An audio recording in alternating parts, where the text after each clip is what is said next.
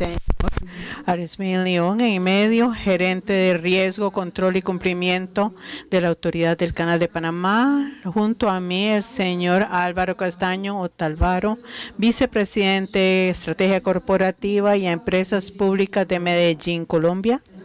Y al final al señor Henry Fortán, especialista líder en gestión financiera del Banco Mundial.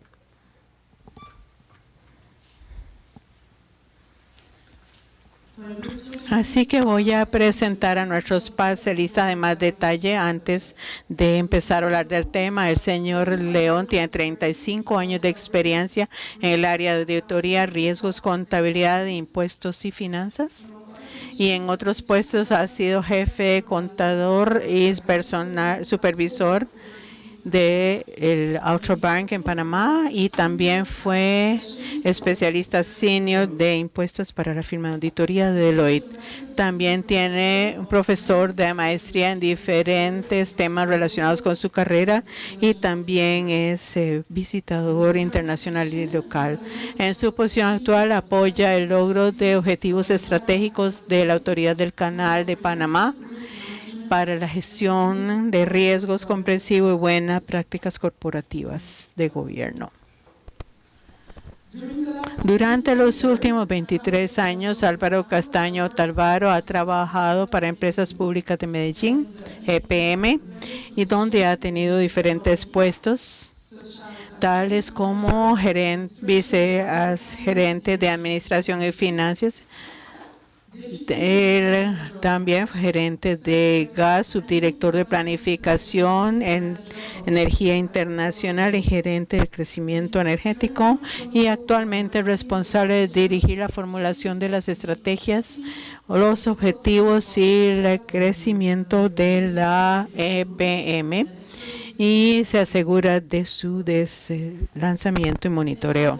Y finalmente el señor Henry Fortán es experto internacional en gobierno corporativo, auditoría y empresas de propiedad del Estado con mucha experiencia en África, Europa Oriental y Asia Central, Latinoamérica y el Caribe. Del 2011 al 2016 estaba encargado del Centro de Información Financiera del Banco Mundial en Viena y en el 2003 y el 2009 fue el líder del programa del Banco Mundial de los informes de las normas de auditoría y contabilidad en Latinoamérica y el Caribe y también fue jefe de la iniciativa Crecer, así que es el padre de esta iniciativa. Así participado en diferentes fondos de evaluación del sector con evaluación de emisiones y proyectos relacionados con empresas y actualmente es miembro líder del SOE, del Grupo de Coordinación del Banco Mundial y trabaja con reforma auditoría principalmente en África. Es miembro de la Junta de consultor que representa al Banco Mundial en IBS y es especialista en auditoría de grupos internacionales y dirigencia de vida en países en desarrollo principalmente. Bienvenidos todos. Así, con estos tres panelistas vamos a profundizar en el tema de las empresas propiedad del gobierno y maximizar el financiamiento del desarrollo. Este es un tema muy relevante, pues en muchos países alrededor del mundo las empresas estatales siguen siendo una presencia importante y son responsables de 1/5 del mercado de capitalización pública del mundo. En Latinoamérica y el Caribe, este sector contribuye significativamente al crecimiento del producto local y también representa una parte importante de los gastos públicos consolidados. En varios casos, estos son actores fiscales para proporcionar bienes y servicios. Ellos tienen una posición dominante en sectores como transporte, electricidad y petróleo. También operan en mercados tales como competitivos como servicios financieros y telecomunicaciones. Actualmente las EPS están creciendo en la competencia internacional para lograr sus metas de manera eficiente y eficaz. Con este contexto, lograr un buen gobierno corporativo y tener sus prácticas son críticas para que las EPS proporcionen buenos servicios y alcancen sus metas de corto, mediano y largo plazo dentro de un marco fiscal sostenible. La segunda parte del tema que estamos tratando de vincular hoy es la maximización del financiamiento para el desarrollo. Es un enfoque que pide al Grupo del Banco Mundial proporcionar recursos para el financiamiento privado y soluciones del sector privado para obtener el valor por dinero para cumplir con las normas más altas ambientales, fiscales y sociales y reservar los financiamientos escasos para aquellas áreas en las que el sector privado no está disponible o no se puede utilizar. Así que un buen gobierno corporativo que incluye la información financiera y contabilidad financiera es un factor de éxito crítico para movilizar los fondos privados en las EPS. Así que en esta sesión nos vamos a enfocar sobre cómo las EPS pueden ser un socio atractivo del sector privado, y con esto voy a detenerme y voy a darle la palabra a nuestro primer panelista, Henri Fortin. Buenas tardes. Bueno, no sé qué tan familiares están con este concepto de maximizar el financiamiento para el desarrollo. Emelina acaba de explicar, pero hoy por la mañana creo que en particular la colega del BID, la directora del BID, explicó que el reto que el continente, por ejemplo, enfrenta en términos de infraestructuras es la necesidad de centenas de miles de millones de inversiones en el futuro, mientras las capacidades de los estados para financiar están en decenas de millones. Entonces la idea es apalancar la capacidad de financiamiento que trae el Estado para conseguir estos números mucho más altos, que sabemos en todos los países son una realidad: falta de infraestructuras eléctricas, de carreteras, faltas de ferrocarriles, etcétera, de red de esgotos, etcétera. Entonces, la discusión de hoy sobre el enlace entre gobierno corporativo y el MFD, si me permite, voy a usar esta abreviatura, MFD, que es muy importante. Para mí, yo la veo desde tres perspectivas. Para mí hay tres enlaces y tengo una interpretación un poco más amplia que la estricta definición de MFD, de maximizar, que es un criterio que es puramente cuantitativo. Creo que hay un criterio también cualitativo. Pero el primer enlace que yo veo tiene a ver con el financiamiento a largo plazo de las empresas públicas.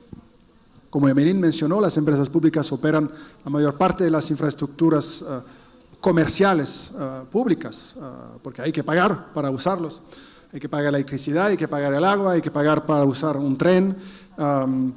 Entonces, ustedes saben, en sus países, las empresas que operan estas infraestructuras son la mayor parte, en gran parte propiedad del Estado. También los activos extractivos, por ejemplo, Codelco en Chile, es un ejemplo que voy a mencionar un par de veces, las petroleras, y también algunas aerolíneas, empresas de comunicación como acá en Costa Rica.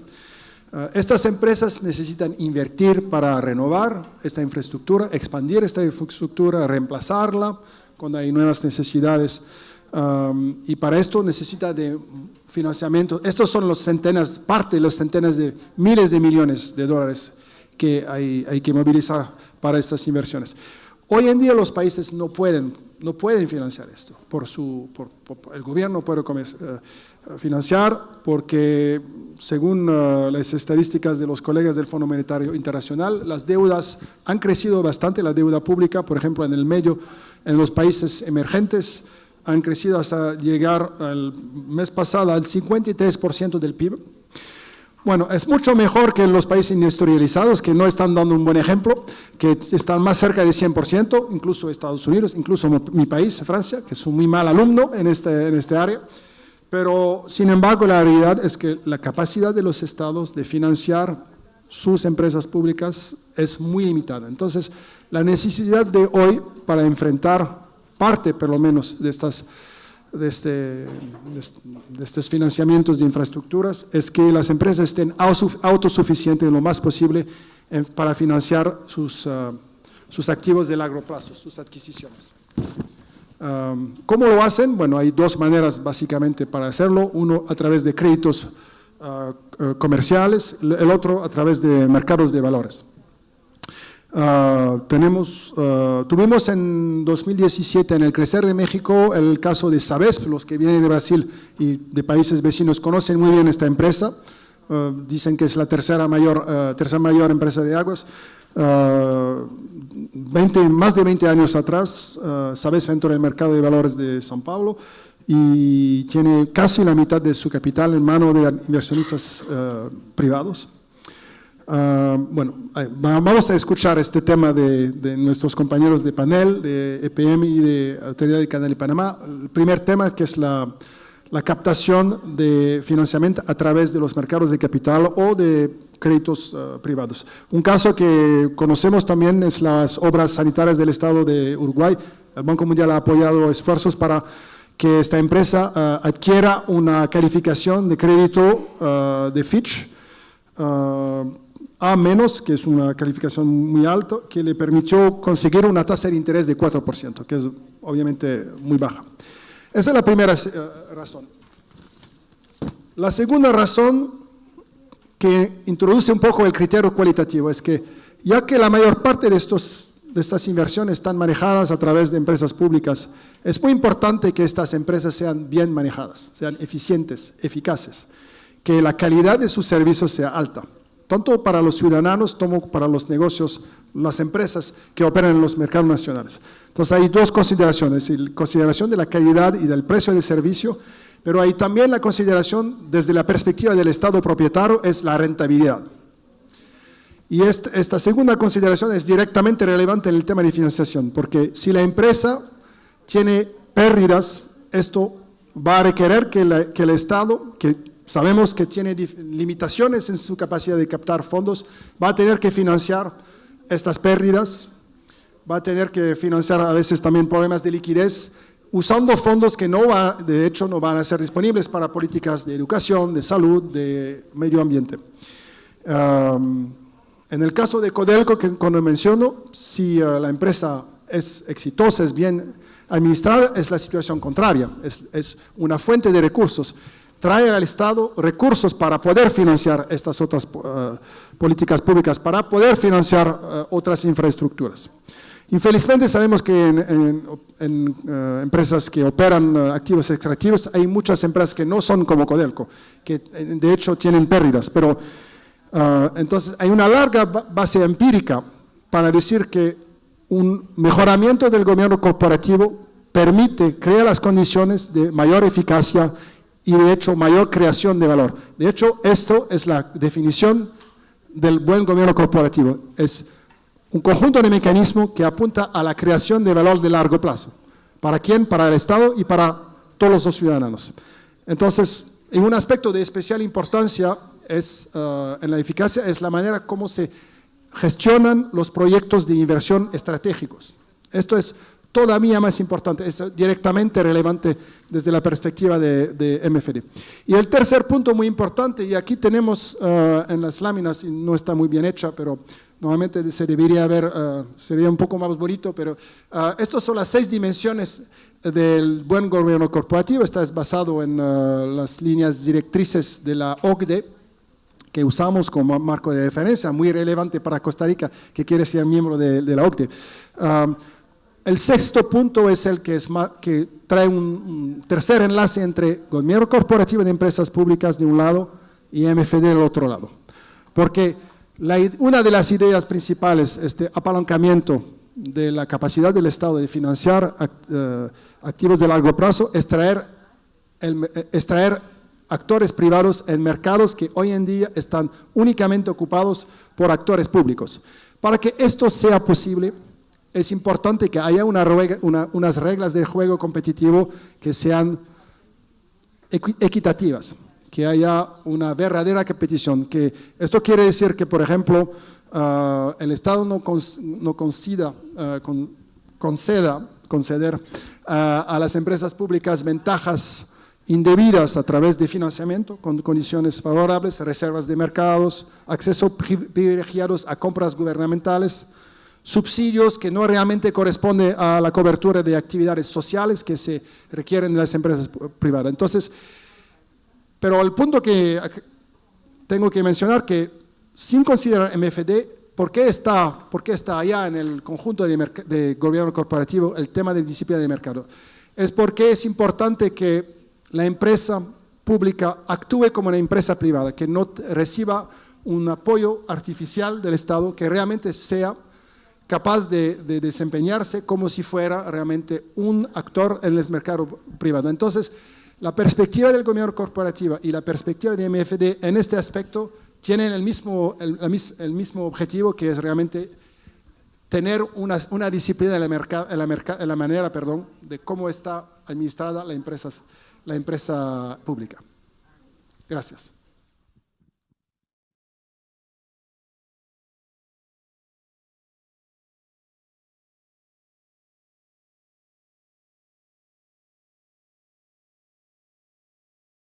Primero agradecer a los organizadores de este increíble evento por todas las iniciativas y todas las soluciones que se están presentando ya desde la mañana de hoy y de todo el día de hoy a estos temas. Quizás un poco lo que queremos en la tarde de hoy es compartir simplemente la experiencia del Canal de Panamá para lo que nosotros consideramos una experiencia positiva de financiamiento privado. Y digo nosotros consideramos porque en verdad la decisión de financiamiento al final es una decisión de riesgos y como toda decisión de riesgo está basado en un objetivo que tiene la organización, en este caso el Canal de Panamá. Entonces nosotros queríamos lograr un objetivo, nosotros evaluamos cuáles eran los riesgos para lograr ese objetivo, necesitábamos financiamiento externo, conseguimos financiamiento externo y para nosotros fue entonces y por eso decía, una experiencia exitosa. Nosotros logramos financiar 2.300 millones de dólares del proyecto de ampliación del canal que concluyó hace un par de años y además hicimos una emisión de instrumentos financieros, de bonos específicamente, de 450 millones de dólares. Ambos nuevamente los consideramos pues experiencias que son relativamente positivas. Entonces, quizás compartirle un poco de eso que ya logramos, que para nosotros fue positivo.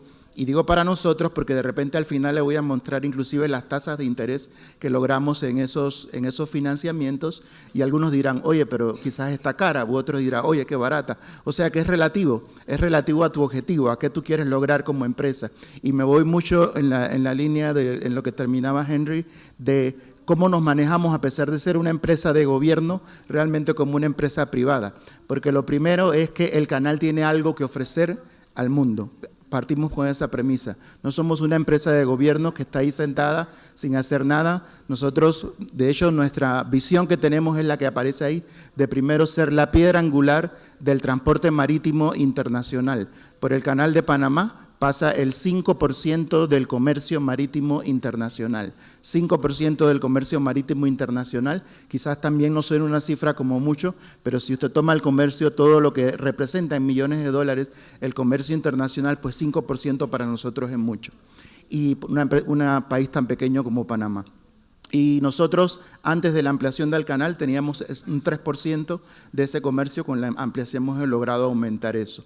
Pensamos que primero es eso, el punto de partida. Nosotros nos manejamos prácticamente, a pesar de ser una empresa de gobierno, como una empresa privada donde tenemos altos estándares de gobernabilidad. Por ejemplo, el marco regulatorio que nos rige. A pesar de ser una empresa de gobierno, nosotros, por ejemplo, tenemos el título 14 de la Constitución de Panamá, es exclusivo del Canal de Panamá y donde se establece desde a nivel de Constitución cómo va a operar y cómo se va a regir y cómo se va a controlar esta empresa estatal que se llama Canal de Panamá. Aparte de eso, existe una ley orgánica que establece la entidad como autoridad del Canal de Panamá y que también establece los lineamientos de cómo debe funcionar y, por supuesto, más importante todavía, nosotros mismos nos autorregulamos, nosotros mismos establecemos nuestras normas, nuestros procedimientos basados en mejores prácticas. Por ejemplo, Nosotros ahora mismo estamos apuntando a una cartera de negocios diversificada. ¿Por qué? Porque cuando piensa en el Canal de Panamá, usted pensará, bueno, pasan los barcos, es verdad, y ese es nuestro core business, ese es nuestro negocio principal, pero nosotros estamos pensando cómo aprovechar las ventajas competitivas de todos esos buques, de ese 5% de comercio internacional que pasa por el canal, para ver qué más se puede hacer y qué más se puede quedar en Panamá. Por eso es que tenemos una idea entonces más bien como una empresa privada de diversificación. Tenemos una eficiencia y confiabilidad operativa, Henry lo mencionaba también, pensamos que tenemos algo que ofrecer. Si usted ve la curva, de repente se la debía haber traído, de nuestros ingresos en el canal, desde la transferencia del canal hasta ahora, la curva va hacia arriba. Solo para que tengan una idea, el último año de Canal Americano, bueno, no sé si todos saben o recuerdan de que el canal era una empresa del gobierno federal americano hasta el año 1999, lo que se pagaba de dividendos a Panamá era aproximadamente $200 millones. El año pasado, solamente el año pasado, el Canal de Panamá aportó de manera directa al gobierno de Panamá $1.700 millones. Y esto para nosotros es algo que nos llena de mucho orgullo, porque al momento de la transición del canal la gente pensaba si los americanos lo administraban de esta manera, los panameños van a poder hacerlo, y la verdad que los 10.000 empleados, cuya la mayoría es panameño, pues hemos administrado el canal de manera eficiente. Teníamos este proyecto que financiamos, pedimos prestado, lo van a ver más adelante, a instituciones multilaterales, $2.300 millones. Fue todo un reto, es una decisión de riesgo, como hemos compartido en el día de hoy, no solamente para el Canal de Panamá, sino también para las multilaterales, y entre las cuales está el BID y el Banco Mundial, que también participan con nosotros. Y es todo un reto, sin embargo, ese reto está dando frutos. Para que tengan una idea, y es el punto 5 que tengo ahí, la ampliación del Canal de Panamá aumentó significativamente nuestra posición global competitiva, ya se lo comenté, de 3% pasamos a 2% adicional en el comercio marítimo internacional, pero no solamente eso, solo para que tengan una idea, el canal tiene ingresos anuales de alrededor de $3.000 millones, casi el 50% de esos ingresos se generan por el canal actual, el canal ampliado, el canal nuevo, como le queramos llamar. Es decir, si no hubiéramos hecho esa ampliación, si no hubiéramos tomado esa decisión de riesgo, si no hubiéramos tenido esa visión de empresa privada, de empresa de futuro, no estuviéramos quizás a donde estamos ahora. Rápidamente aquí, un poco más entonces de las mejores prácticas que creemos que nosotros seguimos. De nuevo, somos una empresa de gobierno, pero con mucha independencia desde la Constitución de la República de Panamá. Es decir, la política, el gobierno desde la perspectiva de decisiones políticas no puede tener injerencia en el canal. Y me gusta lo que aparece allá en la izquierda, porque en la mañana de hoy se comentaba de que para estos temas de financiamiento tiene que haber una decisión de gobierno, porque los gobiernos cambian de un año, de un periodo a otro, ¿cierto? Normalmente 4 o 5 años, y lo importante es la continuidad que debe haber en el gobierno. Bueno, para nosotros en el canal lo tomamos como un tema de república, no de gobierno siquiera, es un tema nacional. Y de nuevo, volviendo al tema ese de la transición del canal en el año 99, que todo el mundo no apostaba un real por los panameños, nosotros pues decidimos que eso era un tema de Panamá, era un tema nacional, es decir, el éxito de esta empresa que se llama Canal de Panamá, en verdad no depende de los 10.000 trabajadores que laboramos allí, sino de todo el pueblo panameño, que como uno solo decidió blindar el Canal de Panamá para poder brindar un servicio, estando consciente de que el canal brindaba un servicio a nivel internacional. Y así específicamente tenemos algunas cosas, como por ejemplo nuestra ley nos prohíbe ignorar activos en garantía y hacer préstamos a gobiernos nacionales o extranjeros. Es decir, el gobierno no puede meter la mano y decir, ok, esas utilidades que tú tienes, canal, voy a pedir un préstamo. Eso no funciona de esa manera. Cuando nosotros salimos a pedir financiamiento internacional, de manera curiosa, las preocupaciones de las multilaterales y inclusive de los potenciales compradores de los bonos no era la solidez financiera del canal, era qué tanto el gobierno podría meter mano de esa solidez financiera del canal. Y afortunadamente pudimos pues vender eso de manera correcta. Entonces no es un tema de gobierno en Panamá, el Canal de Panamá es un tema nacional, es un tema de la República de Panamá. Y bueno, estamos comentando algunos de esos altos estándares de gobernabilidad y seguimiento por parte de nosotros mismos. Por ejemplo, cuando las agencias calificadoras de riesgos vienen a nosotros a evaluarnos, pues, y ustedes han pasado por esas evaluaciones, pues nosotros podemos contestar de manera positiva muchas cosas de mejores prácticas a nivel internacional. Por ejemplo, el Canal de Panamá opera a través de su sistema contable, se hace a través de normas internacionales de información financiera. Nosotros tenemos auditorías externas que contrata a la junta directiva del canal, no la administración, sino la junta directiva, y que se rota cada cierto tiempo. La restringimos a las 4 firmas más importantes del mundo, según los estándares de calificación. Es decir, que tenemos ese tipo de estándares que nos garantizan que en un momento cuando una calificadora viene a pedir información, nosotros podemos decir esto es nuestra carta de presentación. En los temas de riesgo, para poner otro ejemplo, seguimos estándares de ISO 31000 y COSO 2017, que son mejores prácticas que utilizan también la empresa privada. Ya para ir concluyendo un poco, porque se me está acabando el tiempo, para que tengan una idea, hablaba al principio del tema de diversificación. El canal queremos que sea algo mucho más allá de pasar barcos, queremos y estamos ya trabajando en varios de estos proyectos. Nosotros tenemos 1.200 hectáreas aledañas al Canal de Panamá que están ya prácticamente listas para usar, y hemos analizado los riesgos y a corto y a mediano plazo los proyectos que se pudieran desarrollar allí. Ahí están algunos de ellos, como una terminal de contenedores, otra terminal de contenedores en el Pacífico, un puerto de roll-on, roll-off para el trasiego de autos, un parque logístico donde las mercancías que pasan por el canal no solamente pasen por ahí, sino que se bajen de esos buques, nosotros las podamos transformar en Panamá y realmente seguir moviendo la economía nacional. Trasiego de búnker, en fin. Por ejemplo, parte de lo que sucedió ahora es que con la ampliación del canal nosotros tuvimos un aumento del tránsito de buques de gas natural licuado, cosa que habíamos proyectado pero no al nivel que lo estamos teniendo, y eso es un problema positivo realmente para nosotros, porque entonces queremos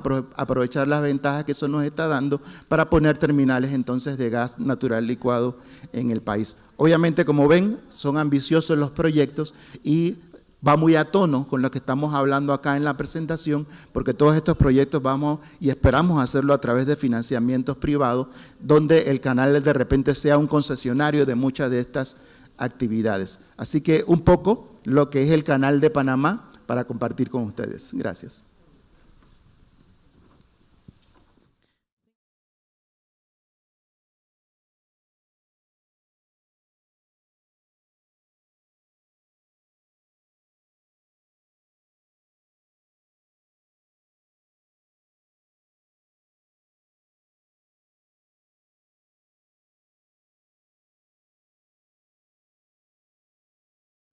Gracias, Emelín. Muy buenas tardes. En primer lugar, agradecer a la organización por la invitación y la oportunidad que le da EPM para compartir con ustedes, y a ustedes por su amable atención. Bueno, quisiera empezar contándoles brevemente qué es EPM.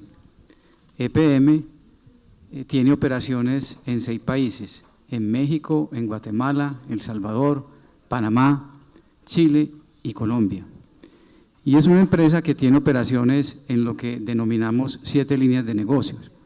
Está en la cadena de energía eléctrica, en la generación, transmisión, distribución de energía eléctrica, en la distribución de gas natural. En el sector de aguas está en el negocio de aprovisionamiento de agua potable, en la gestión de aguas residuales, y también está en el negocio de la gestión de residuos sólidos. Y hasta aquí pues no es nada particular.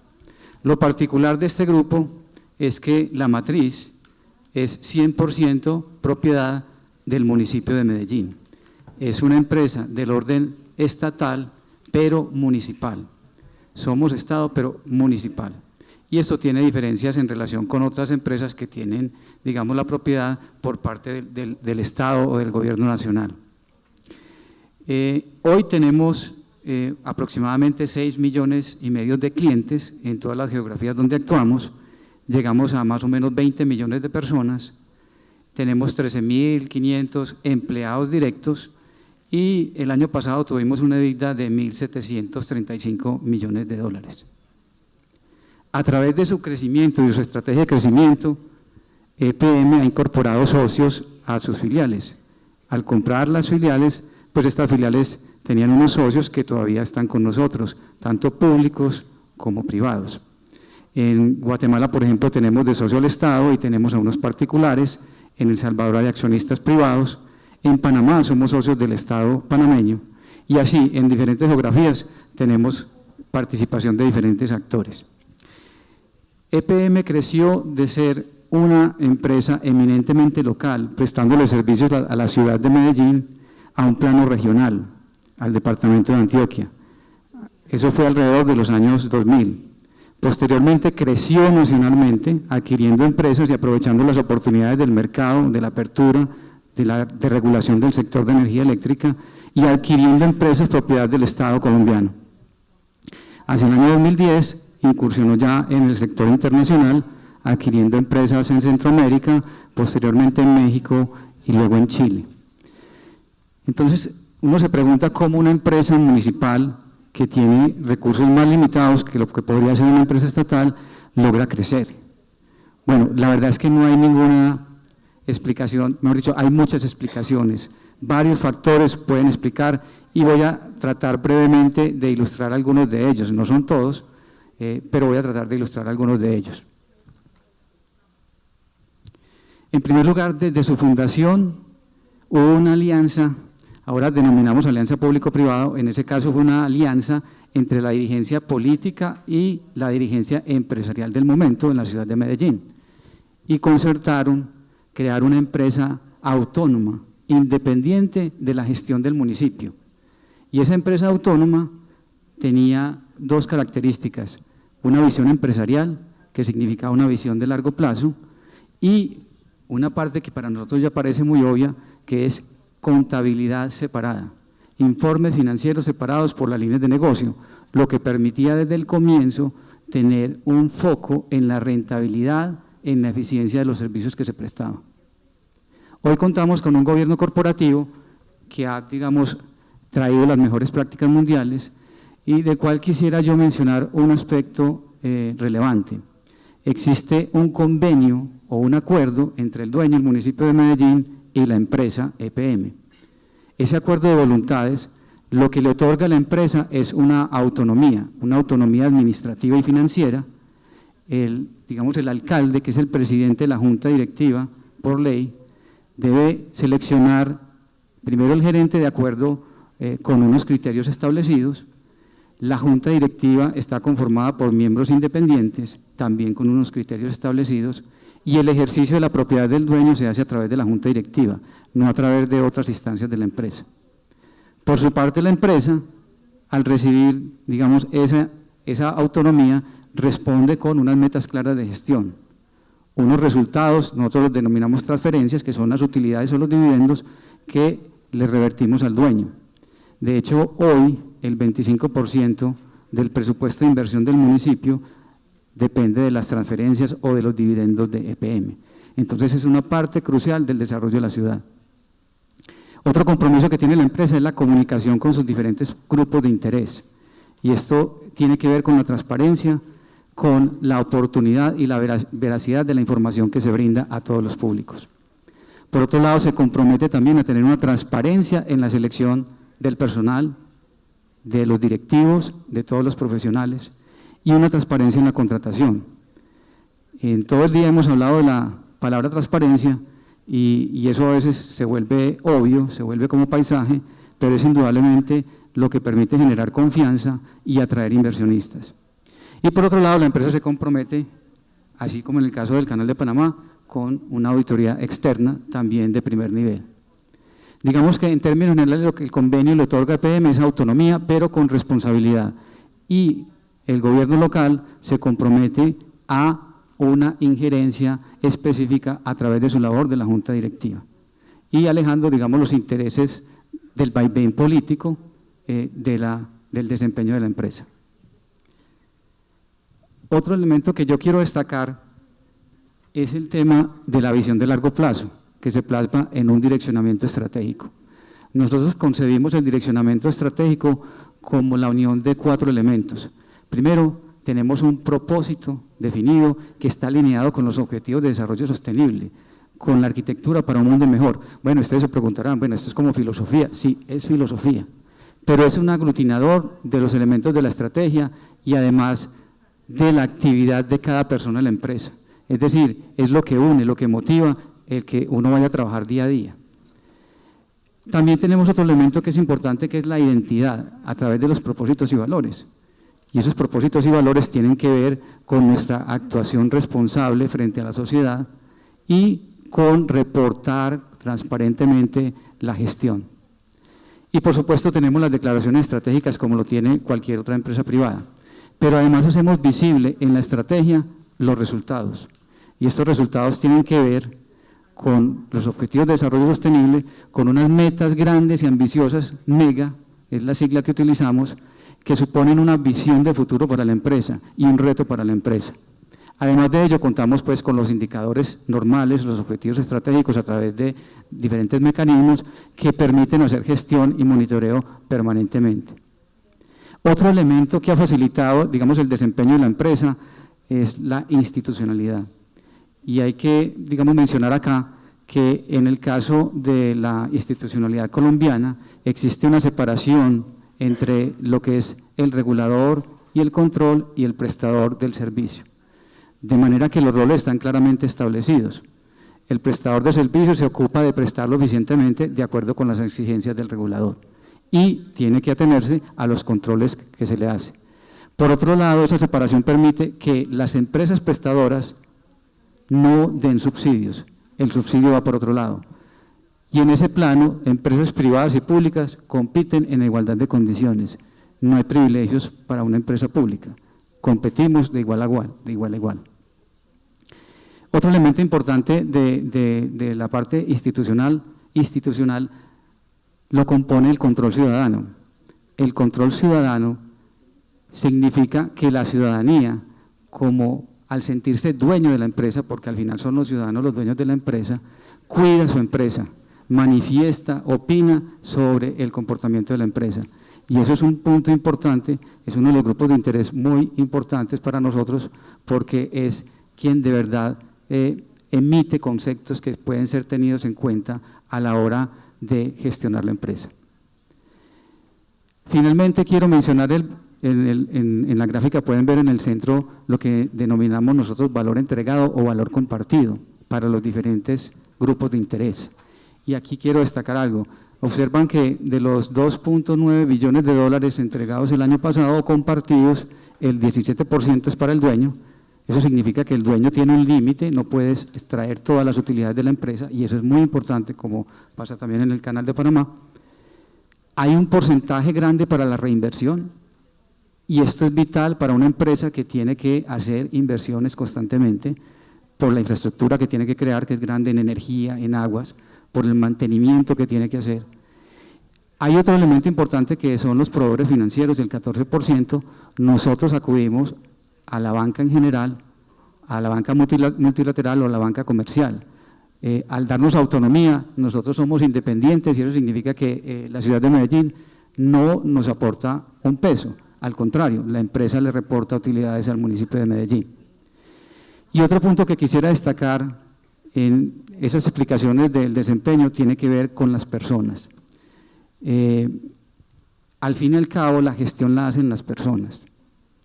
Y eso significa que las personas tienen que tener las capacidades y las habilidades necesarias para desempeñar su cargo. Además de la motivación, por supuesto.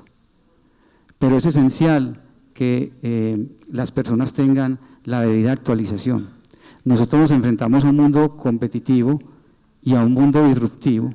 Nosotros en el caso de energía tenemos pues, la irrupción de energías renovables no convencionales, la energía distribuida, el tema del Internet de las cosas. Son demasiados retos que exigen que nuestra fuerza laboral tenga unas habilidades, unas actualizaciones permanentes. Bueno, y con esto cierro mi intervención. Muchas gracias por su atención.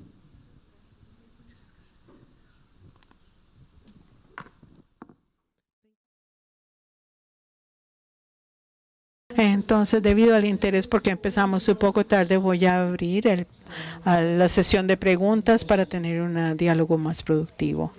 Si le damos un micrófono, por favor.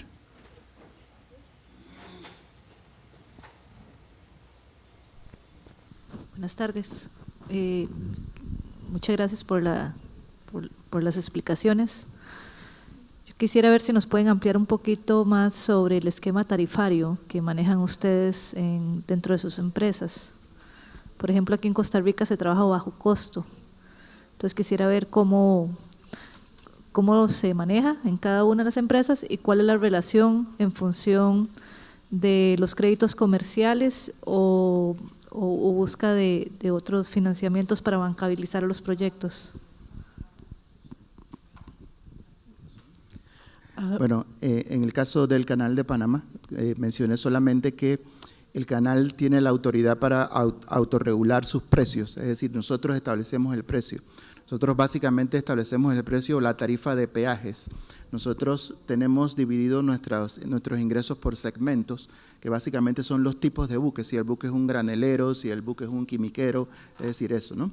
Entonces, nosotros en el canal realmente cobramos por capacidad de carga, de acuerdo a la cantidad de carga que tiene ese buque, que la capacidad que tenga y la cantidad de carga que trae, establecemos una tarifa que ya está discutida con ellos. De hecho, es una pregunta interesante para nosotros porque nosotros a partir de 1999, cuando adquirimos el canal pasa a manos panameñas, hemos tenido una historia de aproximadamente cinco instancias en que hemos subido los precios de los peajes. Ahora, no lo hacemos de manera unilateral el Canal de Panamá, nosotros tenemos un consejo, un grupo de asesores. De hecho, la semana pasada está reunida la Junta Asesora en Panamá, que son representantes del comercio marítimo internacional, con los cuales nosotros consultamos y le decimos, ok, este es el valor de la ruta, porque al final nosotros cobramos de acuerdo a lo que vale la ruta del Canal de Panamá. Este es el valor de la ruta ahora para este tipo de segmento. Se hace un proceso de consulta con los usuarios, con nuestros principales usuarios de esas rutas y se llega a un acuerdo en cuanto a fijar el precio.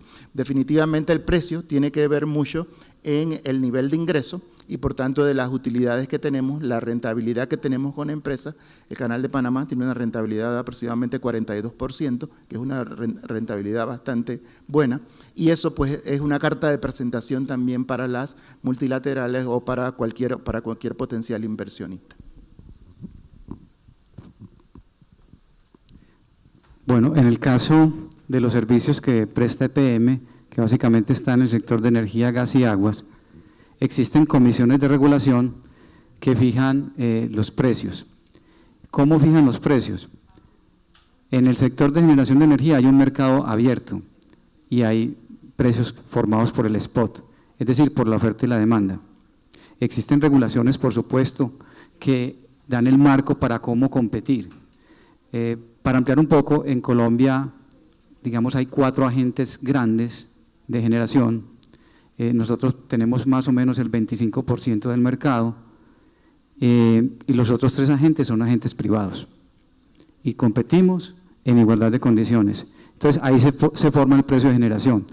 Ya en los temas, digamos, monopólicos, las comisiones fijan los precios de acuerdo con la inversión necesaria que ella considere y una rentabilidad también que ella considere. Por supuesto que eso siempre es una discusión entre operadores y regulador, pero digamos que hay un entendimiento de que la prestación del servicio debe facilitar la expansión, la continuidad del servicio y debe darle rentabilidad al operador, independientemente de si es privado o si es público.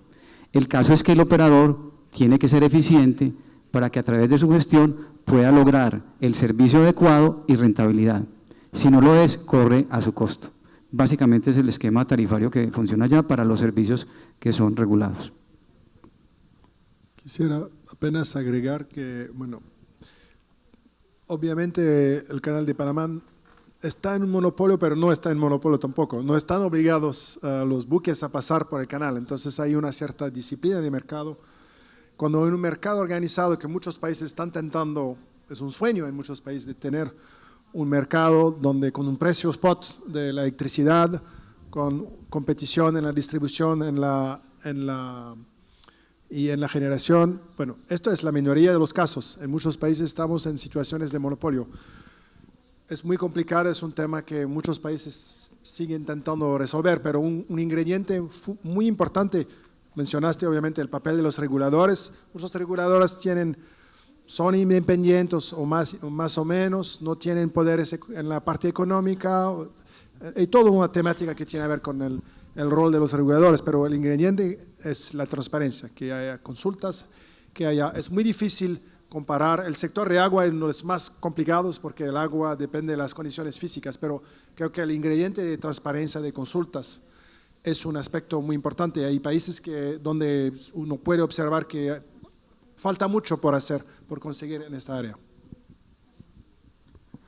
Hola, buenas tardes. Muchas gracias por la presentación. Yo tenía una pregunta para EPM, donde nos dicen que los precios los fija el ente regulador, pero entiendo que siempre hay subsidios. En el caso de los subsidios, ¿esos precios ya incluyen el subsidio o es un tratamiento especial con la EPM? Y mi pregunta es y una segunda es si las empresas en el resto de Centroamérica funcionan en forma similar a la EPM Medellín o son como empresas, negocios, empresas privadas. Bueno, empezaré por el tema de tarifas y de subsidios. Los subsidios no son otorgados por las empresas que participan en la operación del negocio. Es algo independiente que el Estado define. Es decir, la tarifa se forma, digamos, desde el costo. ¿Cuánto valen los activos? ¿Cuánto vale operar? ¿Y cuál es la rentabilidad? Para ciertos estratos socioeconómicos existen subsidios, pero esos subsidios los otorga el Estado, de ninguna manera el operador. De manera que no hay un tratamiento diferencial ni para el público ni para el privado. Que es un tema también de importancia porque los subsidios al fin y al cabo son una carga para el Estado. Y por supuesto el regulador intenta siempre unos precios eficientes, no solamente por disminuir esos subsidios, sino por incentivar la optimización de las operaciones de los agentes. Bueno, entonces esa es la primera parte frente a las tarifas. Los subsidios no están incluidos en el costo, es una cosa aparte que otorga el Estado y los operadores no tienen nada que ver con el otorgamiento de subsidios. En relación con las empresas, si son negocio, nosotros también somos negocio. O sea, EPM Matriz también es negocio. Y nos comportamos como negocio, intentamos asemejarnos a una empresa privada, aunque por supuesto tenemos condiciones públicas que exigen ciertos comportamientos y reportes, pero intentamos comportarnos como empresa privada. Lo que pasa es que tenemos algo que nosotros llamamos el ADN, y es que vivimos la responsabilidad social empresarial, entendida como un balance entre lo económico, lo social y lo ambiental, y no confundida con el altruismo o con el asistencialismo, porque esas dos formas, digamos, de gestionarse no son autosuficientes, no son sostenibles. Entonces, nosotros somos negocio y actuamos como tal en las geografías donde tenemos operaciones, pero a su vez asumiendo los compromisos de responsabilidad social empresarial. Buenas tardes. Bueno, primero felicitar a las empresas porque tienen un buen modelo de negocio. De hecho, no es lo que se aprecia en todos los países. Yo vengo de Perú. Incluso en Ecuador se está discutiendo si todas las empresas deberían irse más al modelo de NIC-SP porque no serían autosustentables, ¿no? Pero mi pregunta va en lo siguiente. Cuando se habla de beneficio, de utilidad o de ganancia, no está claro a nivel de las empresas, me gustaría hacer la experiencia de ustedes, ¿a qué le llaman beneficio? Si es desde la perspectiva financiera o de mantenimiento de capital físico, porque muchas empresas en Perú reparten utilidades digamos, a un controlador, pero sin asegurar la reposición de su capital de operación, y en el fondo están distribuyendo su capital, ¿no? Su patrimonio, pero luego le piden más recursos al Estado. Ese es un tema muy interesante. Y el otro es las empresas que, en razón de que no son autosustentables, están yendo a NIC-SP, presumen de que no van a tener buena oportunidad de financiamiento porque cuando vayan a buscar capitales, como que sienten que estar bajo un modelo NIC-SP no es muy, digamos, vendible, a diferencia de estar bajo un modelo de NIF en términos de información financiera. ¿Cómo han manejado ustedes ese tema del marco regulatorio de la información? Gracias. Bueno, en el caso del Canal de Panamá, cuando hablamos de utilidades, de hecho, www.micanaldepanamá.com, pueden entrar, pueden ver el último estado financiero publicado, auditado, y ahí van a ver en el estado de resultados y en el balance general cómo se establecen las utilidades. Y precisamente cuando hablamos de esos 1.700 millones que damos a Panamá, ya es posteriormente a que nosotros hemos extraído de los resultados del periodo lo que nosotros llamamos reservas de patrimonio. Reservas de patrimonio precisamente para mejorar la planta. Nosotros somos una planta de producción que de hecho tiene más de 100 años de operación, así que tenemos un alto costo de mantenimiento, a pesar de que nos hemos renovado y todo eso. Así que nosotros sacamos todos nuestros costos, es decir, todo lo que vamos a invertir en proyectos de inversión, todo lo que se va a invertir en mantenimiento y todo lo que se va a invertir en compra de equipos flotantes, por ejemplo. Inclusive hasta hacemos reservas adicionales pensando, en, como mencionaba acá Álvaro, en el futuro y en el plan estratégico. Luego de sacar todas esas reservas, quedan 1.700 millones de dólares que pasan a Panamá. Y eso es lo que está sucediendo, ¿no? O por lo menos ese fue el caso del año pasado. En relación a la segunda pregunta, es un tema difícil, definitivamente, y no creo que ningún expositor acá pueda dar una recomendación así única. Mi recomendación sería, para las empresas, traten de mejorar su gobierno corporativo, traten de seguir mejores estándares internacionales, traten de implementar, es decir, para poder mostrarnos allá afuera, tenemos que tener algo que vender, tenemos que vernos bien. Así que antes de ir a buscar, como bien decía acá el colega, quizás no nos va a ir muy bien, bueno, preparémonos para que nos vaya bien, invertamos un poco en eso de gobierno corporativo, en eso de mejores prácticas para poder entonces ir y conseguir algo que realmente valga la pena para la entidad y para el país. Bueno, muy buena pregunta esa de la inversión y cómo tenemos el capital suficiente, los recursos suficientes para reponer toda la infraestructura o para hacer la expansión de los servicios. Voy a comentar un detalle que viene desde el gobierno corporativo. El Consejo de la Ciudad es el que define los estatutos de EPM y en esos estatutos se define el máximo de utilidades que se le transfiere al municipio. Para cambiar eso, pues habría un debate político mayor, porque ahí está parte de la sostenibilidad y de la continuidad de la empresa. Entonces, de antemano se sabe qué porcentaje de las utilidades son las que se pueden repartir anualmente, que son bastante grandes para una ciudad como Medellín. Por otro lado, en el convenio marco entre el dueño y la empresa EPM, existe también una declaración en que repartir las utilidades depende de las condiciones financieras de la empresa. Es decir, se debe garantizar la suficiencia financiera de la empresa. Y eso pasa por contar con los recursos para hacer la infraestructura necesaria, la reposición y el mantenimiento. Bueno, y en el caso de los estándares de información, para nosotros fue esencial adoptar las NIF de manera muy rápida. Primero porque nosotros no tenemos más recursos, o sea, no tenemos recursos ni del Estado colombiano ni del municipio, sino que somos un ente autónomo. Entonces necesitamos dar con toda claridad, transparencia y bajo estándares universalmente aceptados nuestros reportes financieros. Entonces en el año 2014 adoptamos las normas NIF y entramos en vivo con las normas NIF. Y eso nos ha permitido pues, obtener los recursos de la banca comercial, de la banca multilateral. Y sí, para finalizar, como comentaba ahora Arismendi, el tema de gobierno corporativo es esencial. O sea, la claridad con que se toman las decisiones, el balance de poder, es algo esencial. Pues es esencial para una empresa privada, lo es más para una empresa pública. Buenas tardes a todas y a todos. Felicidades a los panelistas, muy abarcado el tema.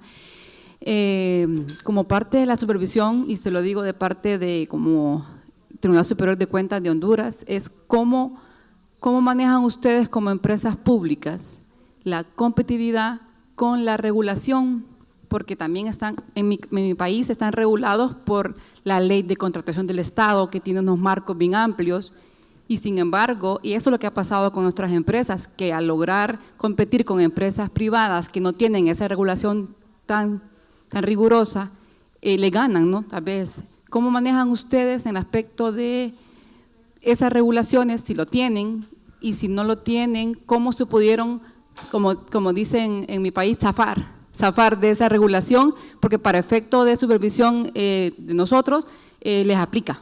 Gracias. Sí, todas las preguntas de verdad que muy interesantes, muchas gracias. Y es parte de lo que nos ha costado un poco, ¿no? Por ejemplo, por eso yo comentaba antes, más que una decisión de gobierno, es una decisión de país. ¿Por qué?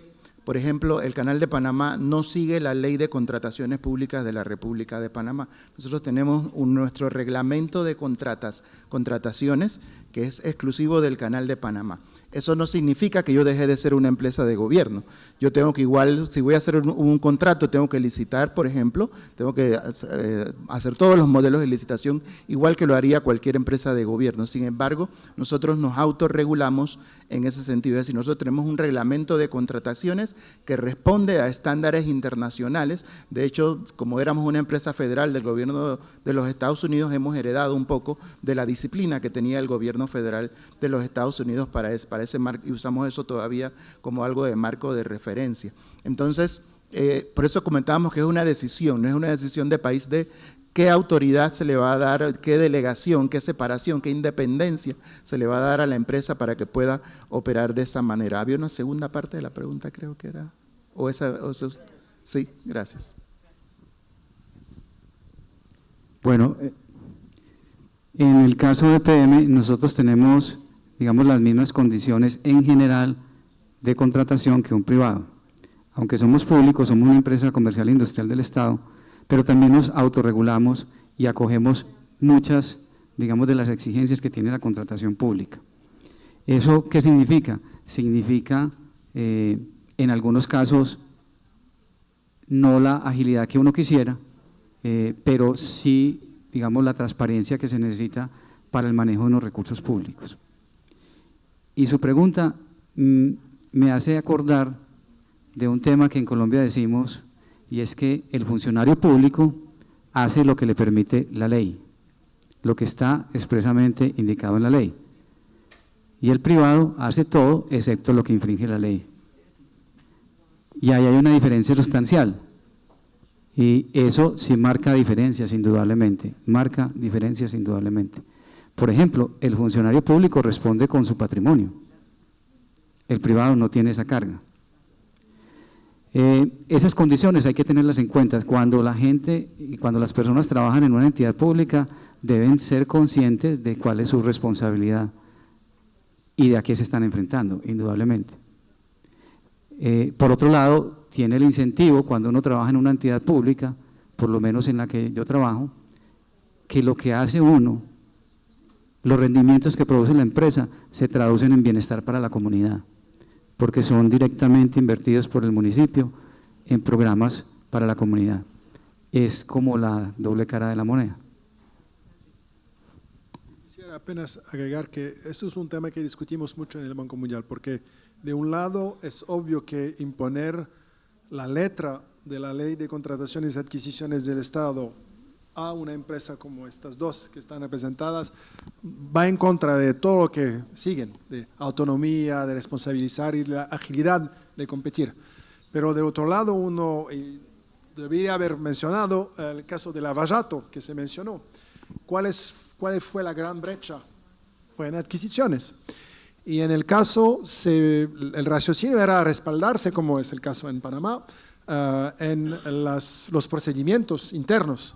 Solo que hay que ver cuán fuertes están estos procedimientos, hay que ver el entorno, etcétera. Entonces, es un tema complicado porque de un lado imponer la letra es aplicar un instrumento que no está diseñado para esto, pero hay que ver en qué condiciones. Obviamente, estas dos empresas creo que son las mejores. Si tuviéramos Sabesp y Codelco, tendríamos las 4 estrellas del continente. Tal vez en el próximo crecer deberíamos hacerlo, pero es un tema de discusión importante para los que no han alcanzado todavía, que no han captado recursos en mercados internacionales, calificaciones internacionales, que obviamente están por las disposiciones constitucionales, que son modelos.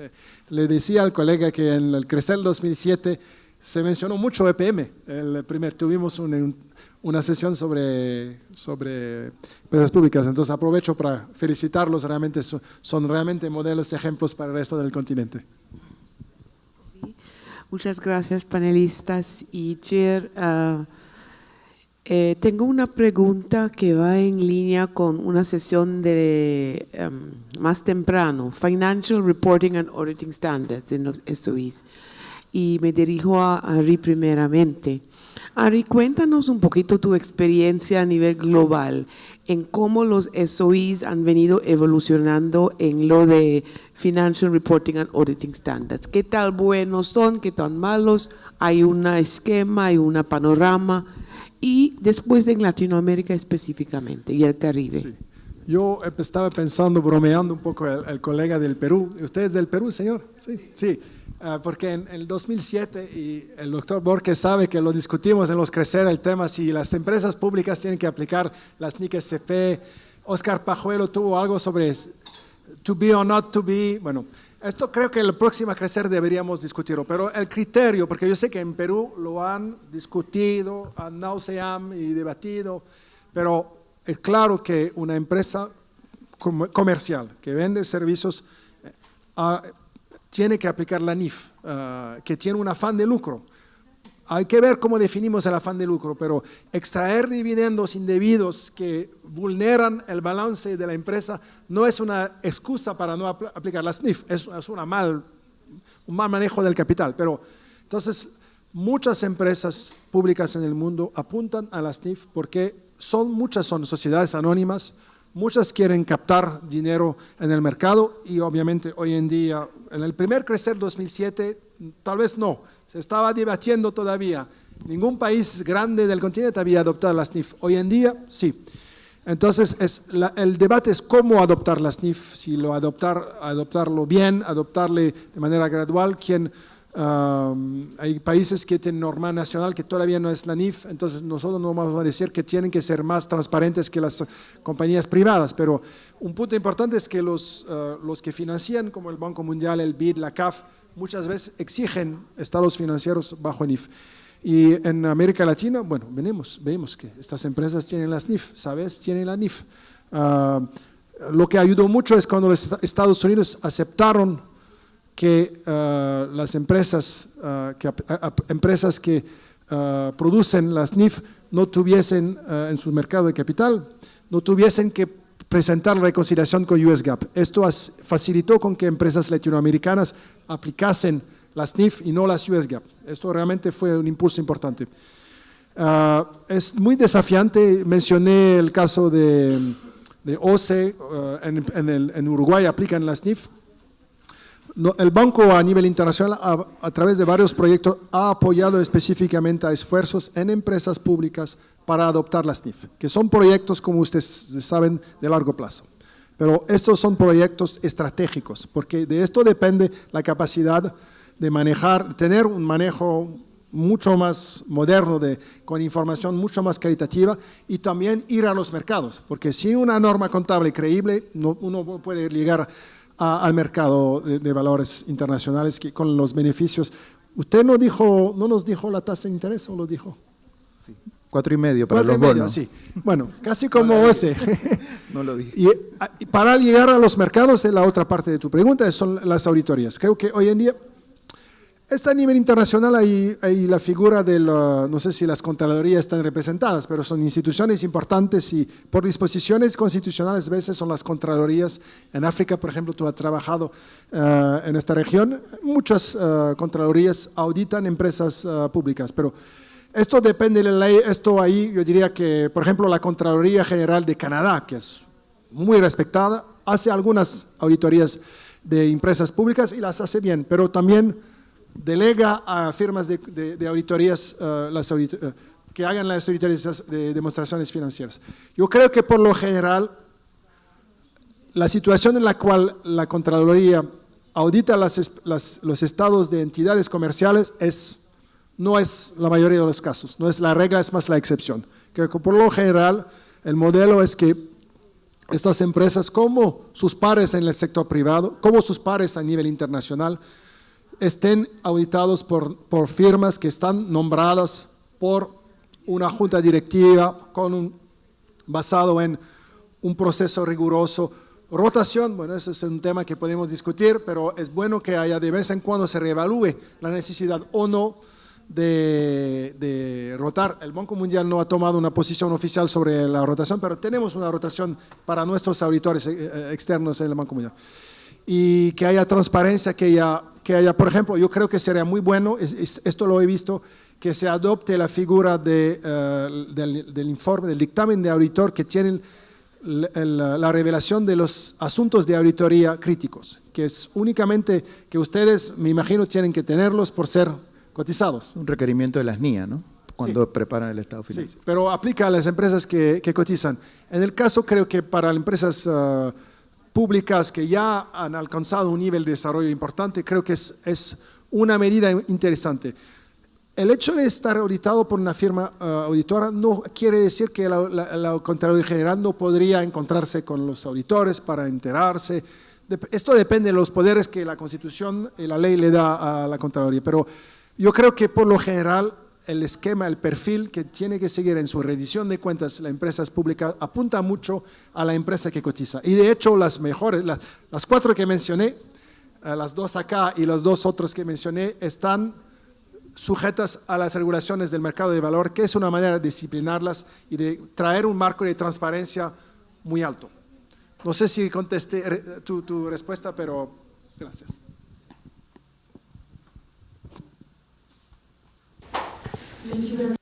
Muchísimas gracias a todos ustedes, a la audiencia, a nuestros panelistas. Creo que ahora podemos darles un aplauso por su participación. Y felicitaciones a estas 2 empresas que son modelos del continente e internacionales. Sí, creo que tuvimos una discusión muy informativa con todos ustedes. Y necesito darles unos cuantos mensajes. Tengo que recordarles que a las 5:20 nos vamos a ir para asistir al evento social de la conferencia.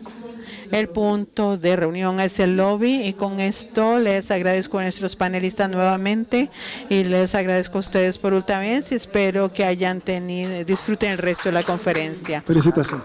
Y gracias a ustedes por las preguntas. Fueron mucho mejores que en la sesión precedente.